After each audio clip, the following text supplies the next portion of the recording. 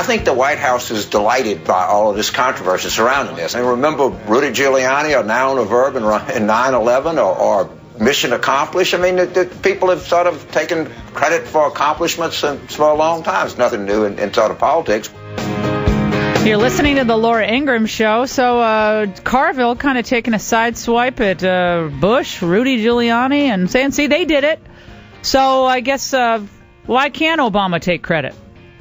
You're listening to your Healthy Radio Addiction. Joining us now, America's Mayor, Rudy Giuliani, former candidate for president, mayor of New York City, of course, during 9/11.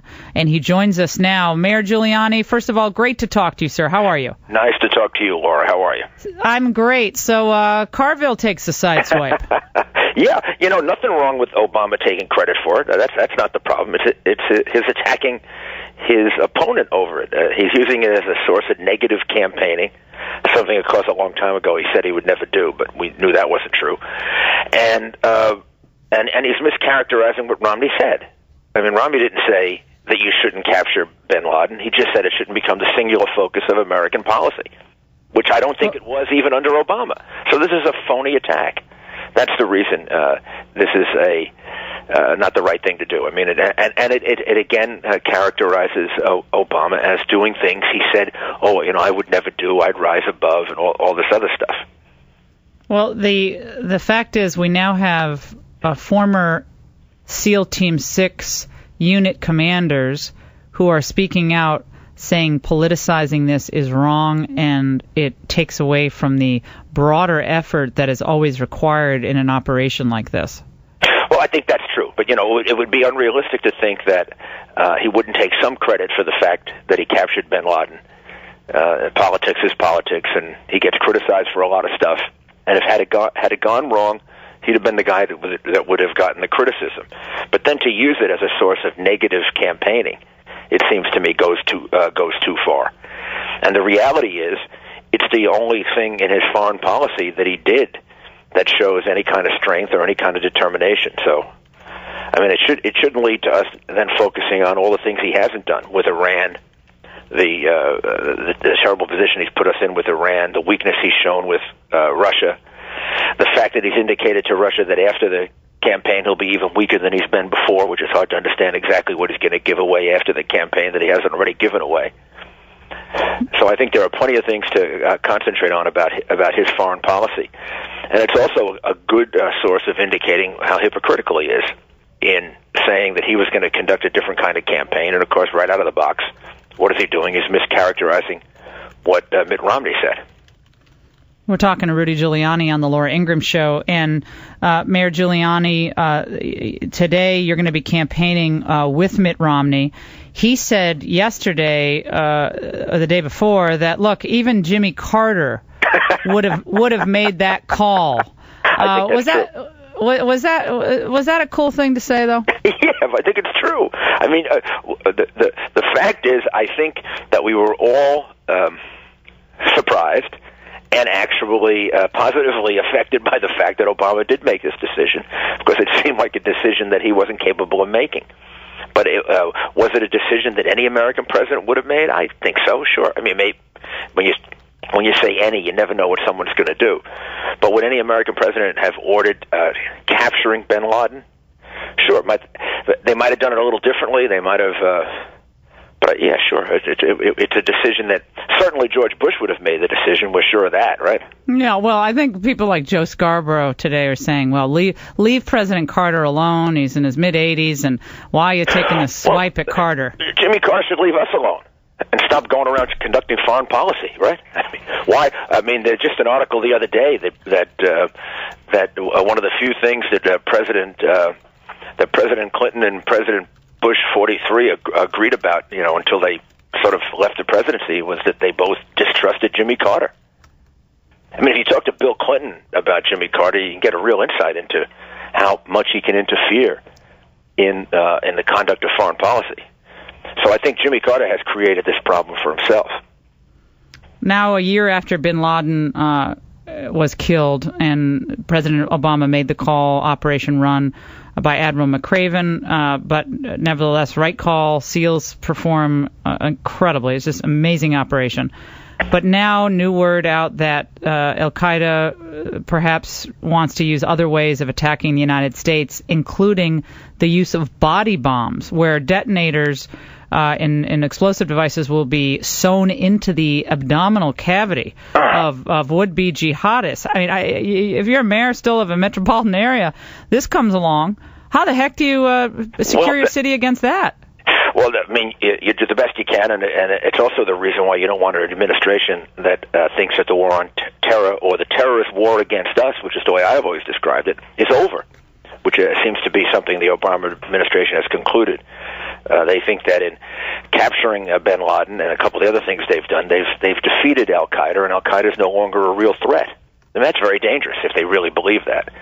The reality is that Al-Qaeda is still a threat, and not only Al-Qaeda, but another 20 groups at least, which is the point Mitt Romney was trying to make, I think, back in 2007, that it isn't just Al-Qaeda, it's another 15, 20 groups plus homegrown terrorists that we have to worry about. So whether the Obama administration wants to declare the war on terror is over, the terrorist war against us is not over. And I think it puts a tremendous pressure on a police department like New York City's or Washington's or Los Angeles's, because you have to just about expect everything. And my real fear with Iran, which nobody talks about enough, is not that they will use missiles to detonate nuclear weapons, but that they will hand off nuclear material to the terrorist groups they are presently sponsoring. That's the real danger of Iran becoming a nuclear power. And Iran will believe that it can lie its way out of it and not even be held responsible for it, because they've been able to lie their way out of everything else. Mayor Giuliani is going to stay with us for a short block on the Laura Ingraham Show. New news on Trayvon Martin violence. We'll talk about it coming back. They're back. Remember the protests from the Occupy Wall Street movement? This was their show of strength less than 6 months ago, and this is their fizzled fury today. This is a live picture of a modest turnout in New York City.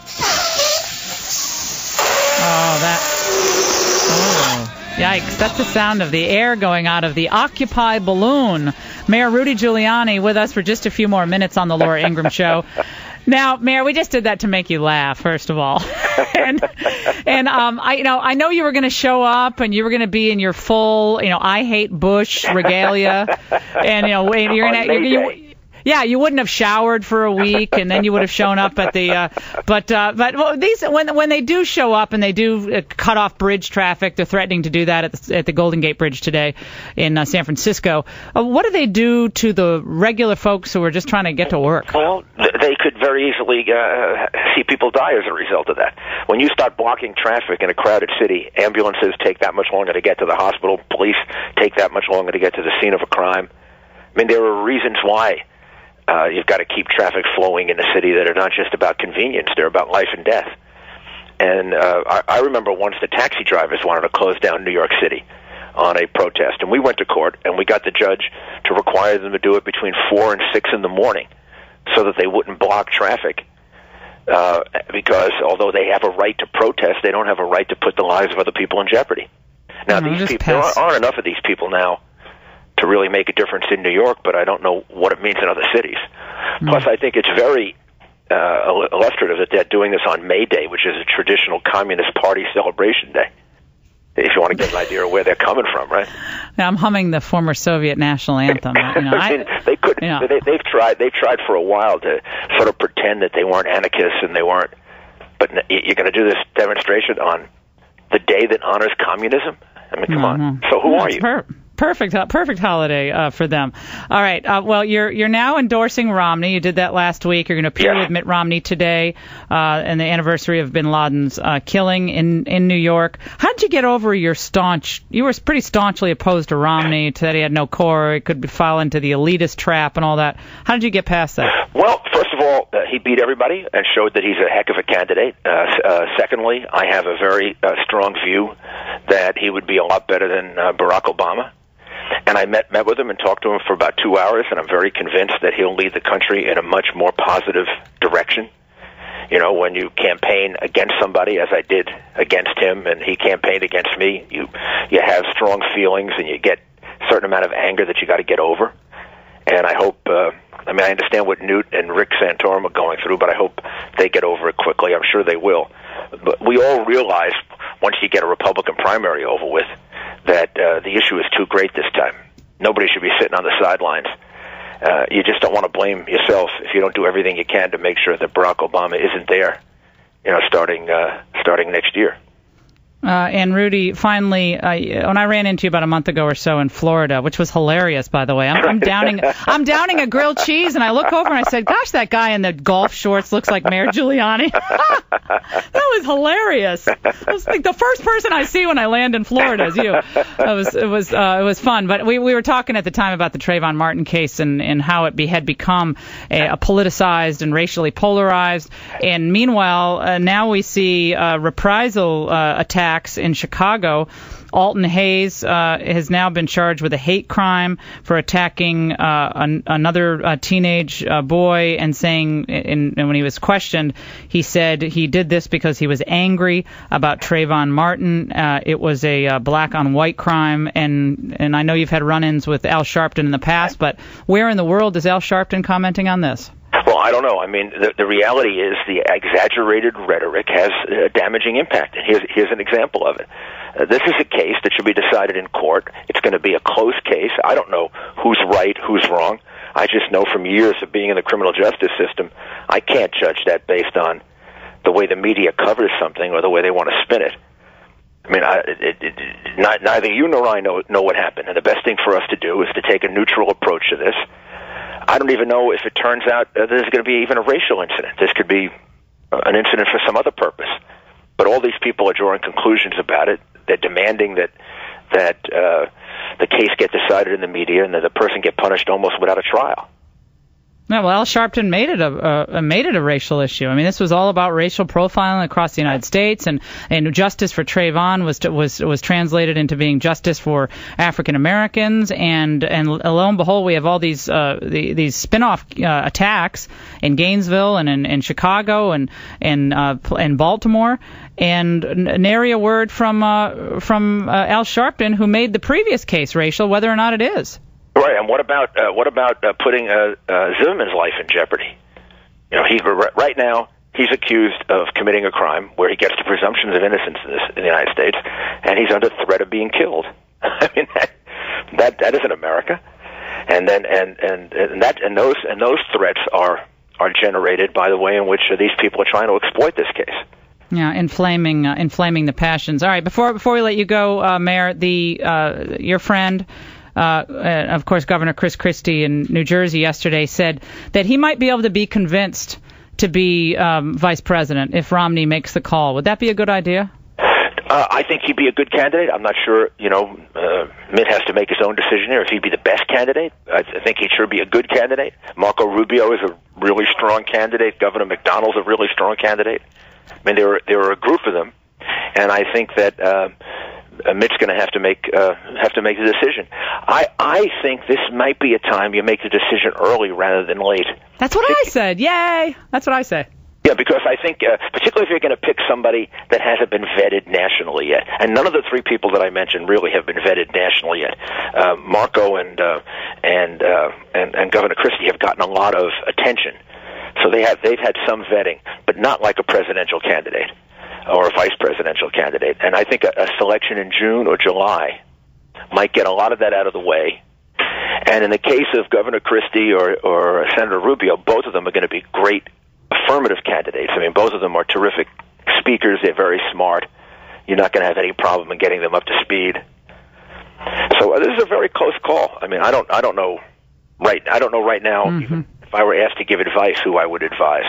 But the three I mentioned would be powerful candidates, and Chris Christie and Marco Rubio also probably add a little dimension of emotion to it. A little ethnic. Yeah, and they're both very emotional presence in different ways. Chris is more overstated and dramatic, and Marco, just by his presence, creates a great deal of charisma. So that's something the Romney campaign could use. Oh, they could use a little charisma over there at the Romney campaign. Well, a little excitement. I think that's going to change as I think you see it changing in polls already. Once the primary is over, yeah, we all start to become, as I have, very realistic about where the real opposition is. And maybe well, hey Rudy, let's say you get the call and it's like, Mayor Giuliani, thanks for all your help on the campaign trail. You know, we need to go from Eric Holder at the Department of Justice to you. Will you take it? Would you become Attorney General if you were asked? That's something you can't decide hypothetically. If a president wants you got to talk it over, find out where you are, where they are, how things are going to work out. And I'm not campaigning for that at all. No, I know you're not. I'm campaigning because I believe Mitt Romney be a heck of a lot better president than Barack Obama, and I think that I just think about I think about foreign policy even more than I do the economy, and I think this president, with the exception of bin Laden, has been very weak and has made this country very, very weak. I think even this whole thing and how he seems to be checkmated on what to do about China right now is astounding. That an American president can't speak up on behalf of somebody who has spoken out against forced abortions in China and finds himself, being in danger of being imprisoned. He's already been in prison, being imprisoned again. The U.S. Embassy. American president is sitting there, he's afraid to talk about it. I mean, Barack Obama is afraid to say anything about it. It gives you a sense of how he's conducting our foreign policy. It might be a case of the blind leading the blind, which is scary, Mayor Giuliani. So we certainly hope that's not the case. Well, I hope we're really taking care of him in the embassy, and we're not going to sell him out. Yeah, well, it looks like this is a very brave man who is casting an issue in dramatic focus that needs to be because our president is unwilling to do it. Well, the president might be starting to take credit for his escape as well. Who knows? I mean, I personally helped him over the wall. We actually might get to that point. Well, I got the seeing eye dog to help him out of the compound. We're just kidding. Hey, Mayor Giuliani, I know we went over with you. Thank you very, very much. Take care. We love having you on. All right, we're going to take a break on the Laura Ingraham Show. We have a lot to get to. Girls get grosser. And you never know who you might meet in the bathrooms at Dartmouth. What? Coming up. I want to be a part of it. New York, New York. The Laura Ingraham Show. Vagabond shoes.